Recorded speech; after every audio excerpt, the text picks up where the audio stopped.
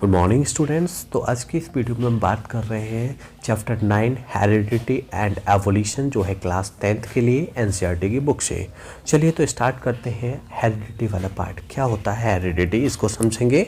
तो देखें, the most obvious outcome of the reproductive process still remains generation of individuals of similar design. The rules of heredity determine the process by which traits मतलब बात कर सकते हैं उनकी characteristics की, जो मतलब क्या होते हैं, सिमिलरिटी बेसिस पे देखे जाते हैं। लाइक फादर की तरह उनके जो बच्चे होते हैं, फादर या मदर, मतलब उनसे ही क्या होती हैं, उनकी करेक्टरिस्टिक्स उनके सिमिलर होते हैं। तो ट्रेस्ट या करेक्टरिस्टिक्स आर रिलेटिवली इनहेरिटेड, क्योंकि इनहेरिटेड मतलब वो लिए कहे कहाँ से, सन में जो करेक्टरिस्टिक्स आए हैं वो कहाँ से आए हैं, उनके फादर से आए हैं। Let us take the closer look at this rules. तो हम रूल्स देखते हैं।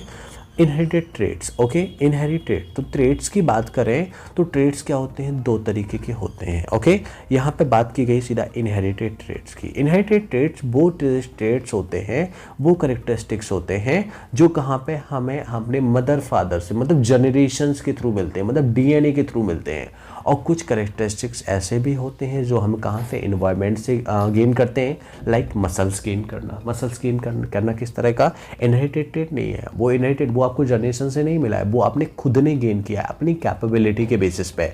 ओके, तो यहाँ पे हम बात कर रहे हैं ओनली इनहेरिटेड ट्रेड्स की। तो यहाँ पे जो इनहेरिटेड ट्रेड्स हैं ये मदर फादर से मिलते हैं हमें। तो what exactly do we mean, what similarities and differences? We know that a child wears at the basic features of the human being, okay? However, it does not look like exactly like parents. पूरा exactly तो parents की तरह नहीं दिखता है। And human population show a great deal of variation. तो human population में आपको बहुत सारे variations देखने को मिल जाते हैं। तो उन variations में हम बात करते हैं, observe the ears of all the student in the class. तो prepare a list of student having free और अटैच ईयर लोब। तो यहाँ पे फ्री, ये है फ्री ईयर लोब और ये कैसा, अटैच ईयर लोब। तो डिफरेंट टाइप के हमें देखने को मिल जाते हैं। ये वेरिएशंस का ही जस्ट एन एग्जांपल है। Calculate the percentage of students having each, find out about the ear lobe of the parents of each student in the class, correlate the earlobe type of which student that are their parents based on their evidence. Okay, suggest a possible rule for inheritance for the earlobe type. तो ये जो यहाँ पे ये इन्हें characteristic attach, या फिर हम बात करें अटैच ईयरलोब या फिर मतलब फ्री ईयरलोब, जो भी मिला है इन्हें अपने गार्जियन से ही मिला है, अपने पेरेंट्स से ही मिला है, मदर फादर से ही ये करेक्टरिस्टिक्स क्या हुआ है, इनके बच्चों में ट्रांसफ़र हुआ है। ओके, अब ये जो करेक्टरिस्टिक ट्रांसफ़र हुआ है उनके क्या होते हैं, कुछ रूल्स होते हैं। तो उन रूल्स की बात कर लें। Rules for the inheritance of the traits के इनहेरिटेड होने की, मतलब मदर फादर से जो बच्चों में उनके करेक्टरिस्टिक्स आ रहे हैं, करेक्टरिस्टिक्स किस बेसिस पे आते हैं, कैसे आते हैं, उनके लिए क्या होते हैं, कुछ रूल्स हैं। जो रूल्स किसने दिए थे, मैंडल्स ने दिए थे। किसने, मैंडल्स ने पी प्लांट, मटर का जो पौधा होता है पाइसम सटाइबम, उस पर काफ़ी ऑब्जर्वेशन किया था। ऑब्जर्व करने के बाद उन्होंने कुछ 7 करेक्टरिस्टिक्स लिए थे। उनके बेसिस पे उन्होंने क्या किया, ऑब्जर्व किया, और ऑब्जर्व करने के बाद अपने कुछ रूल्स दिए, अपने कुछ मतलब रिजल्ट्स निकाले।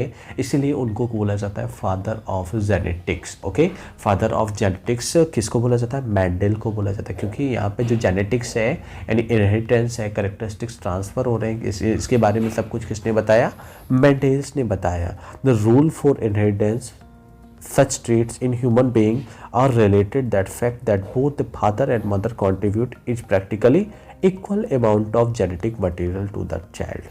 Okay, mother father जो होते हैं वो equal amount of genetic material क्या करते हैं, contribute करते हैं, कहाँ पे, उसमें फॉर्मेशन में। This means that each trait can be influenced by both parents and material DNA.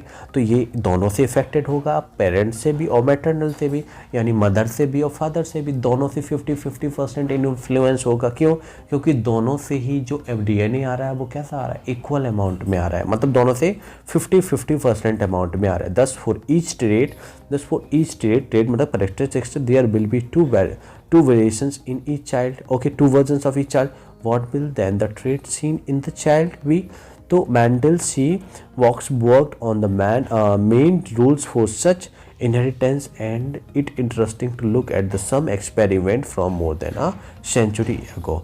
तो एक सेंचुरी से ज़्यादा हो गया है, तब इन्होंने क्या दिए थे, अपने कुछ रूल्स दिए थे, कुछ बताया था इनके बारे में कि किस तरीके से ये जो करेक्टरिस्टिक्स होते हैं वो क्या होते हैं, ट्रांसफ़र होते हैं. तो क्या बताया, मदर और फादर से दोनों से इक्वल अमाउंट में, किस में, और ये जो इक्वल अमाउंट में करेक्टरिस्टिक्स आते हैं किस में, सेक्सुअल रिप्रोडक्शन में होता है, एसेक्सुअल में नहीं. ओके, तो यहाँ पे थोड़ा सा हम मेंडल के बारे में जान लेते हैं. जॉर्ज जोना मेंडल इनका पूरा नाम था. 1822 में इनका बर्थ हुआ था और 1884 में इनकी डेथ हो गया था. ओके, तो Mendel was educated in a monastery and went to the study science and mathematics at the University of Vienna. Failure in the examination for the teaching certificate did not surprise his zeal and for scientific quest. He went back to his monastery and started growing peas. इन्होंने मटर को उगाना start किया.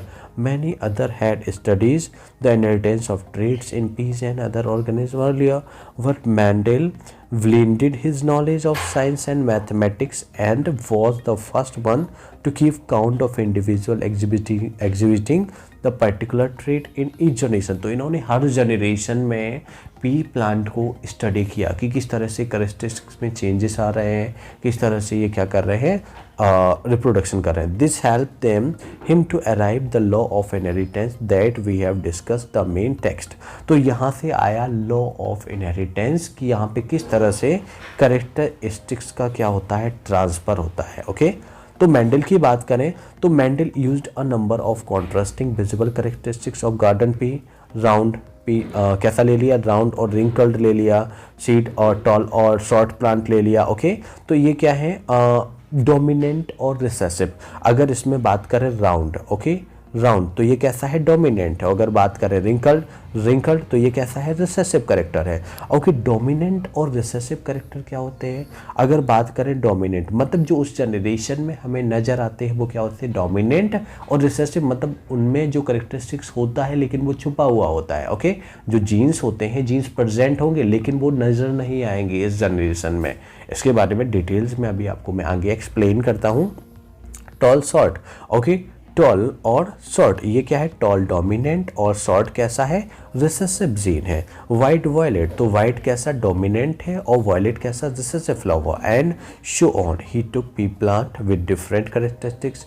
उन्होंने pea plant में जो different characteristics वाले plant लिए, राउंड सीड वाला, रिंकल सीड वाला, tall seed tall plant, short plant, white flower, violet flower and so on. इस तरह के टोटल 7 करेक्टरिस्टिक्स को इन्होंने अपने ऑब्जर्वेशन में लिया हुआ था. ओके, जिन पे इन्होंने क्या किया, स्टडी किया. He took pea plant with different characteristics, a tall plant and a short plant. A tall plant and a short plant produce progeny from them and calculated the percentage of tall और short progeny. Okay, तो tall और short का क्या कराया, मतलब इनमें fusion कराया. Then उसके बाद जो प्रोगेनी मतलब उनके जो ऑफस्प्रिंग बोल सकते हैं, उसको प्रोगेनी भी बोल सकते हैं, या फिर अगर मदर फादर के अकॉर्डिंग बात करें तो उनका डॉटर सन ये बोल सकते हैं हम.